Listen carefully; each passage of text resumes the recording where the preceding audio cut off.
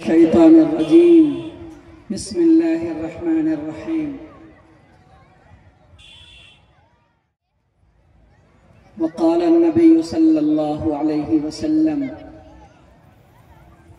خيركم من تعلم القرآن وعلمه وقال أيضا ما نحل والد ولده من نحل أفضل من أدب حسن او كما قال صلی اللہ علیہ وسلم۔ ہمارے محسن مربی مشفق استاذ گرامی قدر خطہ سیمانچل کے بزرگ ترین عالم دین، ہم سب کے سرپرست اور یہاں اسٹیج پہ موقر نوجوان علماء فضلہ کے مربی حضرت مولانا نبی حسن صاحب مظاہری دامت برکاتہم العالیہ، آپ کی باوقار صدارت میں یہ جلسہ منعقد ہے۔ مکتب ضیاء الایمان کا یہ پروگرام، اس پروگرام کی کامیابی کی ضمانت یہ ہے کہ حضرت والا بنفس نفیس جلسہ گاہ اور اسٹیج پر رونق افروز ہیں۔ آپ کی روحانی، عرفانی اور اللہ رب العزت نے جو آپ کو نور نبوت کا خاص شغف اور ملکہ عطا فرمایا، اس کے فیضان کی اللہ نے آپ کو خصوصی توفیق بخشی ہے، اس کے صدقے میں انشاءاللہ یہ اجلاس نہایت کامیاب ہوگا انشاءاللہ۔ جلسہ میں شہر ارریہ کے تمام موقر علماء تشریف رکھتے ہیں۔ بڑی خوشی ہو رہی ہے مجھے کہ جہانگیر بستی شہر ارریہ میں آج کا یہ گرچہ مختصر پروگرام ہے، لیکن ہر طبقے اور مکتب فکر کے ساتھ ہر حلقے کی نمائندگی یہاں کے علماء فرما رہے ہیں۔ باوقار ہمارے اناؤنسر اور ناظم اجلاس نقیب سیمانچل حضرت مولانا نیاز احمد صاحب قاسمی دامت برکاتہم، اور ساتھ میں سیتا مڑھی سے تشریف لائے بابر اشرفی بھائی اور علماء، شعراء، تمام حضرات کے لیے میں دعا کرتا ہوں کہ اللہ سب کو خصوصی حفظ و امان عطا فرمائے، صحت و سلامتی عطا فرمائے، اور آپ سب کی بابرکت آمد سے اس محلے کو اور مکتب ضیاء الایمان کے عزائم کو اللہ تعالیٰ بحسن و خوبی تکمیل تک پہنچائے، آمین۔ لمبی تقریر کرنے کی آج نہ ہمت ہے، اس لیے کہ استاد گرامی قدر تشریف رکھتے ہیں۔ آپ کے فیض سے چند کلمات کہہ لیے جائیں، یہ سعادت مندی کی بات ہے، اور کہنا بھی نہیں چاہیے کہ بزرگوں سے سننا چاہیے۔ چند طالب علمانہ باتیں پیش کرنے کی کوشش کرتا ہوں، ایک 15-17 منٹ کے اندر بات ختم کر کے رخصت ہوتا ہوں۔ پہلی بات تو یہ ہے کہ مکتب ضیاء الایمان جس کی تعمیر کے لیے، چھت کی ڈھلائی کے لیے، تکمیل کے لیے اجلاس منعقد کیا گیا ہے، جیسا کہ مجھے بتایا گیا، پہلے تو دعا کیجئے اس بندے کے لیے جو میرا بڑا ہی عزیز شاگرد تھا، حافظ محمد غفران، اس کی جد و جہد، ان کے رفقا اور ان کی ٹیم کی جہد مسلسل، اور اس محلے والوں کا خصوصی تعاون تھا، اور یہاں ساتھ میں ہمارے رفیق سفر ہیں حضرت مولانا مفتی ہمایوں اقبال ندوی صاحب دامت برکاتہم العالیہ۔ ہم لوگوں نے اسی جگہ پہ جلسہ کیا تھا، اور بہت سارے علماء ہیں جو اس میں شریک تھے۔ اللہ تعالیٰ اس کی مغفرت فرمائے۔ وہ نوجوان حافظ قرآن دنیا سے چل بسا، انتقال کر گیا۔ آج اسی کی روحانی، عرفانی اور خصوصی دلچسپی کا وسیلہ اور ذریعہ اور برکت ہے کہ آج میں دیکھ کے آیا ہوں محلے میں کہ سارے پیلر کھڑے ہیں، اور اب چھت کی ڈھلائی ہو کے مکتب اپنی زمین پہ کام کرنا شروع کرنے والا ہے۔ حافظ غفران کو اللہ تعالیٰ مغفرت فرمائے، کروٹ کروٹ انہیں جنت نصیب فرمائے۔ مکتب کیا ہے؟ اسکول والے ہیں یہ شہر والے، تجارت والے، بزنس والے، کاروبار والے، اچھی اچھی ڈگریاں والے، اچھے اچھے عہدے والے، پیسے والے، دھن والے، دولت والے اور بہترین لگژری زندگی گزارنے والے ہم شہر کے بیچ آپ کے درمیان مکتب کا پروگرام لے کے آئے۔ یہ مکاتب اس وقت پورے ملک کے اندر ایمان کو بچانے اور ارتداد سے محفوظ رکھنے کے سب سے بنیادی، کلیدی اور اساسی اہمیت کے حامل قرآن کا ایک سلسلے کا نام ہے۔ پورے ملک میں اس وقت اکابرین علماء دیوبند، اکابر جمعیت علماء ہند منظم مکتب کے قیام کے لیے مسلسل کوششیں کر رہے ہیں۔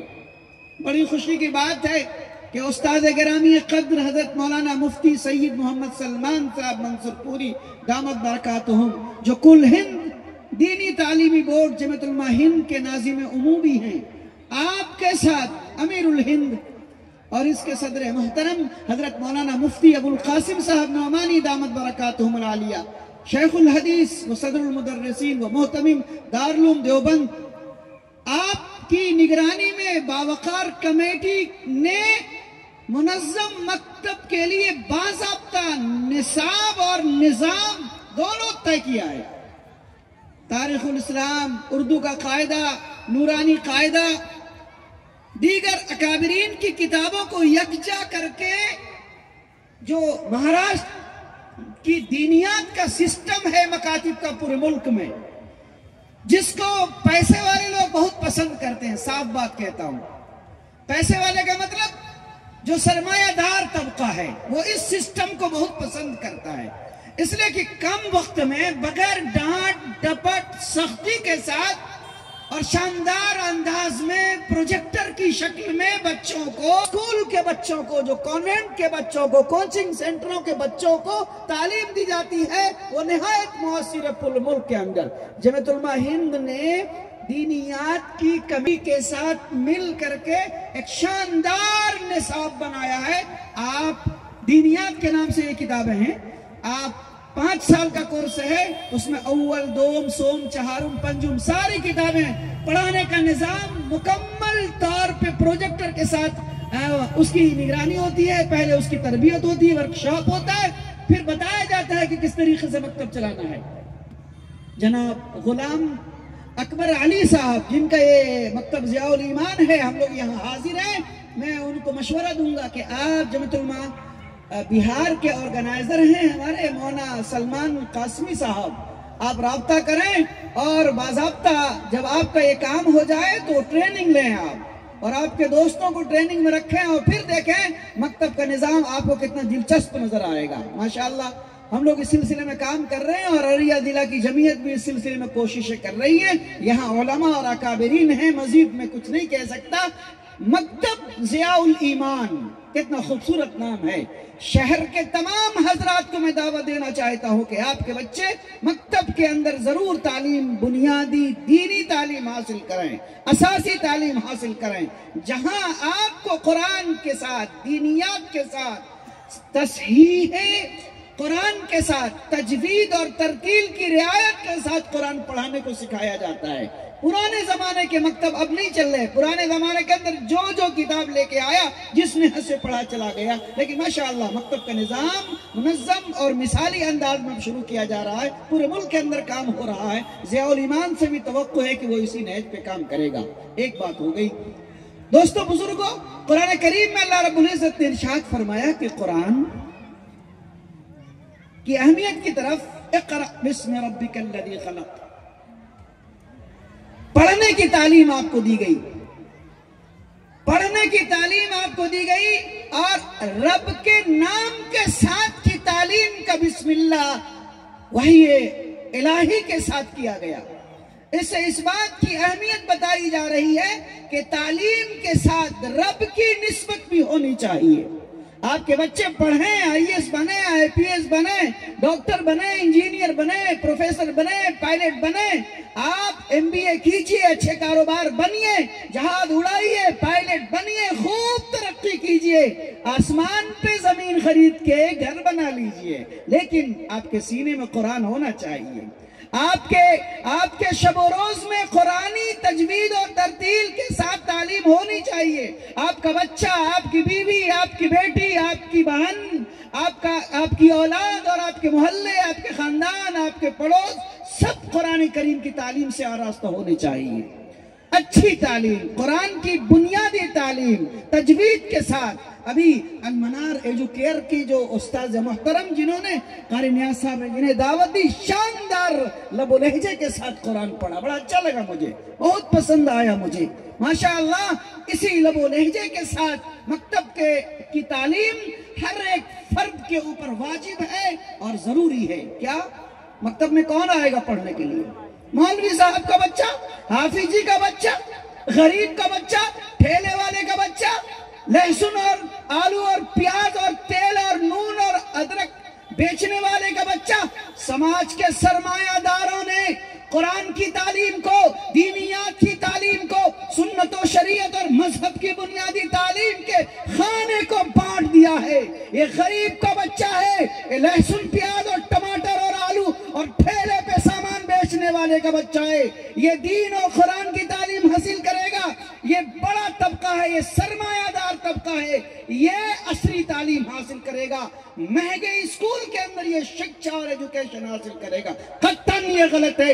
اس نظریے کو جہانگیر والوں اور جہانگیر کے جلسے میں آنے والے لوگوں، مسلمانوں، بدلو. قرآن سب کے لیے ہے، قرآن سب کے لیے ہے. قرآن مولوی کے لیے، حافظ کے لیے، قاری کے لیے، اس کے لیے جو ٹھیلا پہ سامان بیچتا، اس کے لیے بھی جو ڈاکٹر ہے، انجینئر ہے، پروفیسر ہے، ماسٹر ہے، آئی ایس ہے، آئی پی ایس ہے، پائلٹ ہے، اگر وہ ایمان والا ہے تو اس کو چاہیے کہ ایمان کے ساتھ، ایمان کے عقیدے کے تحفظ کے ساتھ قرآن کریم کی بنیادی اور تصحیح اور تجوید اور ترتیل کے ساتھ تعلیم حاصل کرے، سیکھے.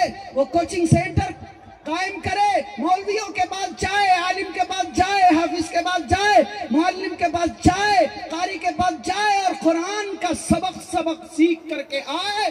مومن اگر آپ ہیں اور ایمان والے ہیں تو آپ کی ذمہ داری ہے کہ قرآن کی تعلیم اور بنیادی تجوید کے ساتھ تعلیم آپ حاصل کریں.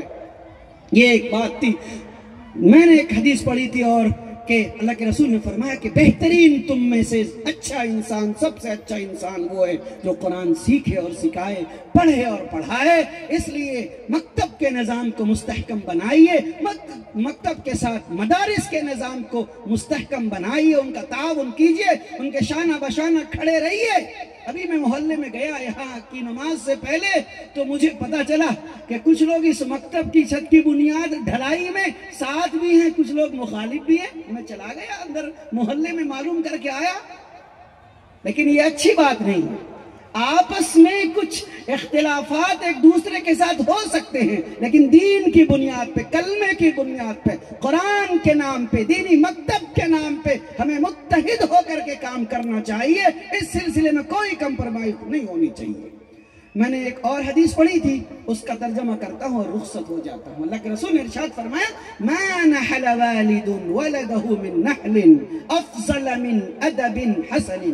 آج کا ہر باپ، آج کی ہر ماں، آج یہ پلاننگ کرتے، یہ منصوبہ بناتے، یہ سوچتے کہ میرے بعد میرے بیٹے کا کیا ہوگا. کیا کیا کیا ما تعبدون من بعدی، میرے بعد میری نسل اور میری اولاد کس کی پرستش اور عبادت کرے گی، یہ فکر نہیں ہے. فکر کیا ہے؟ میرے بعد میرے بیٹے کا کیا ہوگا، میری بیٹی کا کیا ہوگا. مطلب میرے بعد میرے بیٹے کو جاب ملے گی کہ نہیں ملے گی، ملازمت ملے گی کہ نہیں ملے گی، میری بلڈنگ کے بعد میرے بچے بلڈنگ بنانے کے اہل، سرمایہ اور دھن اور دولت کمانے کے لائق بنیں گی کہ نہیں بنیں گے، اس کے اوپر محنت کی جا رہی ہے. یہ تحفہ، یہ گفٹ، یہ منصوبہ اور یہ پلان، آؤ اللہ کے رسول صلی اللہ علیہ وسلم کی سنت اور شریعت اور آپ کی حدیث کو ہم پڑھتے ہیں اور ترجمہ کرتے ہیں. کیا فرمایا؟ ما نحل والد ولدہ من نحل. کسی باپ نے اپنی اولاد کو کوئی بھی اچھا سے اچھا، عمدہ سے عمدہ تحفہ، من ادب افضل من ادب حسن، ادب حسن، عمدہ تعلیم، عمدہ اخلاق اعلیٰ کردار کے مقابلے میں کچھ پیش نہیں کیا۔ دوسرا ترجمہ ہم بدل لیں گے کہ سب سے اچھا تحفہ اور ہدیہ اور گفٹ اولاد کے لیے یہ ہے کہ اس کو حسن ادب سے آراستہ کیا جائے، اچھے اور عمدہ اخلاق سے، کیریکٹر سے، انسانیت سے، اعلیٰ کردار سے، اچھی ڈسپلین سے، تہذیب سے، شناخت سے، اس کو دینی اور مذہبی تہذیب سے آراستہ اور پیراستہ کیا جائے۔ آج تعلیم کا غلغلہ ہے، شہر شہر، گلی گلی اور شہر کی گلی گلی کے اندر اسکول کے ادارے، اسکول کے اور عصری تعلیم کے ادارے کھلے ہوئے ہیں۔ لوگ بھیڑ کی طریقے سے لگے جا رہے ہیں، ہمارا بچہ پڑھے پڑھے پڑھے، اچھی بات ہے، بہتر ہے، تعلیم تعلیم ہے، ہم سب کی قدر کرتے ہیں، لیکن ساتھ ساتھ بحیثیت مومن کے آپ سے درخواست بھی کرتے ہیں کہ اپنے بچوں کو مومن بنانے کی شروع سے فکر کیجئے۔ جب یہ بچہ 6 سال 5 سال 8 سال 4 سال کا ہو جائے،